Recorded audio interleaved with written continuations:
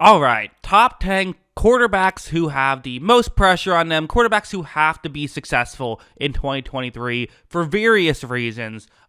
Couple of honorable mentions: Daniel Jones and Jared Goff, both quarterbacks who are getting paid highly, and the team has expectations. I put them both in the honorable mentions list, but even if they don't perform great next year, they should still be okay. Goff maybe more so than Jones, but those are the two quarterbacks that are honorable mentions. Let's get into the actual list now, starting off with number 10. Number 10, I have Josh Allen. Now, he's lower on the list than maybe some people would have. I think that the more pressure for Josh Allen is performing well in the playoffs. At the end of the day, the Bills have kind of become that team of like, yeah, they're great in the regular season, but can they get over the hump and win a Super Bowl? Also haven't maybe been as good in the regular season as they could have been. But for Josh Allen, he's someone who you hope that he can, he had a below average Josh Allen game in the playoffs. I think that's fair to say against Cincinnati. And you hope to see him return to MVP form that he was for most of last year, which I think he will. So that's why he's not too high on the list, but he is on the list. Number 9, I put Baker Mayfield here. Now, I don't know how much hope people have left in Baker Mayfield at this point, but clearly there's at least enough hope that he's probably going to be a day one starter for an NFL team. And this is probably the last year he has a chance to do so. So again, how much am I betting on Baker Mayfield to, be great? I don't know, but he has one last shot. I mean, this really does feel like he has one last shot, and it might even be a quick leash of who knows if he's even going to be the starter, but if he comes in and struggles right away, they'll probably go to Trask, and it could be a tough situation for Baker, so he has to be good, or it's over for him as a starter. He'll still be in the league as a backup for a while, but, this could be his last shot as being the guy. Number 8, Brock Purdy. I mean, Brock Purdy absolutely belongs on this list. There's a chance that we talk about Brock Purdy as a guy who, he could be not very good because he was the last overall pick last year before coming in and playing well for the Niners. But if he comes back and repeats that performance, we're talking about him as a guy who has a chance to win a Super Bowl, a guy who has a chance to get a huge contract once he becomes at the point where he can get paid. A lot of, ways this can go for Purdy. So if he doesn't perform well, probably Trey Lance will just take over, so he could not be a starter if that happens. Probably the only quarterback on this list that I'm like, oh yeah, he could easily win a Super Bowl or also not be a starter next year.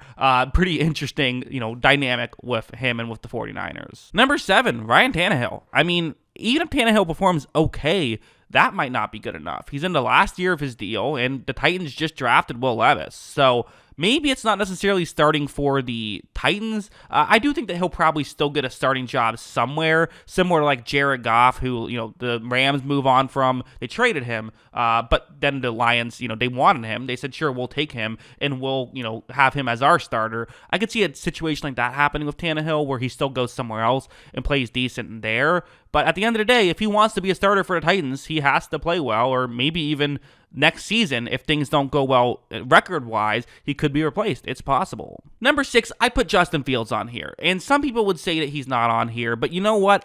I do think that if he once again shows that he is an elite rusher of the football, which he's that. We know he's that. That's not a question. But if he does that, but maybe doesn't show that he's an elite thrower or even like a solid thrower, if they have another poor passing season, then I do think you start to question, okay, how much are we building around Fields? How many years are we giving him? Because at the end of the day, 2 years of the rookie deal are already gone, and I think with the holes on that Bears defense, I don't think that they're going to be great next year either. So you're kind of out on the rookie deal. I don't know if he has to be elite, but if he doesn't continue to take steps forward, then it would probably be concerning for the Bears, who have invested a lot in him. I mean, they gave up the first overall pick because they like Fields so much, so he has to return the favor by continuing to develop and turn from a exciting quarterback who has good moments to just a good, consistent quarterback, and we'll see if he can do that, because he's certainly shown the flashes. Number 5 is Aaron Rodgers. Some people might have Rodgers higher on their own personal list. There's always going to be a ton of pressure on Rodgers. For one thing, he's Rodgers. He's a lightning rod for people talking about him, right? And he brings that on himself to some degree, absolutely. On top of this, there's always just pressure on players in general who requested a trade, which is essentially what happened here. Rodgers wanted to go to the Jets, and they're, respecting his wishes at this point. Granted, I think Rodgers was justifiably frustrated with the Packers. I think that's reasonable to say. I don't hold it against him, but, I thought Russell Wilson was justifiably upset with the Seahawks, and that didn't go well. So you have all of that factoring in. There's a ton of pressure. The one reason why he's not quite higher than 5, though, is he's already had a great career. He's already won a Super Bowl. If it falls off here, at least he has that to fall back on, which is why I didn't put him ahead of some other players. Number 4 is Mac Jones, where he's another guy where the reality is this is probably his last shot. If he doesn't perform well this year, he could get replaced mid-season, which is crazy to think about because this guy he probably should have won Offensive Rookie of the Year in his first year, or at least could have won it. And I guess there's a debate to be had.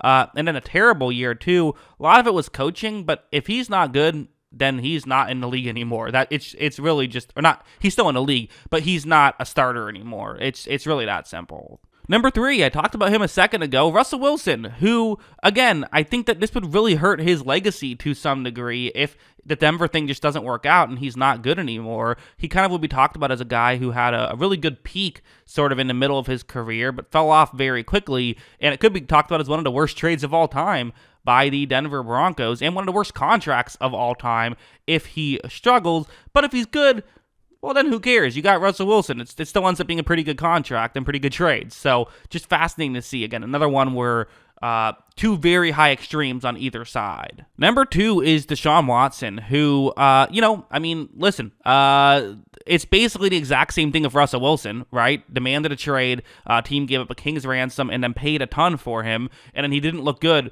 right when he came over. His is obviously different for, I would say, 2 reasons. One, he kind of more understandably had a rough year. He obviously had a lot going on, and, was removed from football for over a year, so because of that, there's gonna be some growing pains getting back into it, and also just due to the fact that he's been accused of sexual assault over 20 times, and he was, also accused of rape, which never gets brought up for whatever reason, but that was also what happened. And if you want to hear more about, I made a 30-plus minute video on this channel. Search Jackson Kruger Sports Deshaun Watson. I'm sure that'll come up. But if you're fascinated in hearing more about the details and stuff, but just, we all know some of the details, and not, someone who's going to get some extra criticism due to that as well. So yeah, definitely on this list. He's at number 2.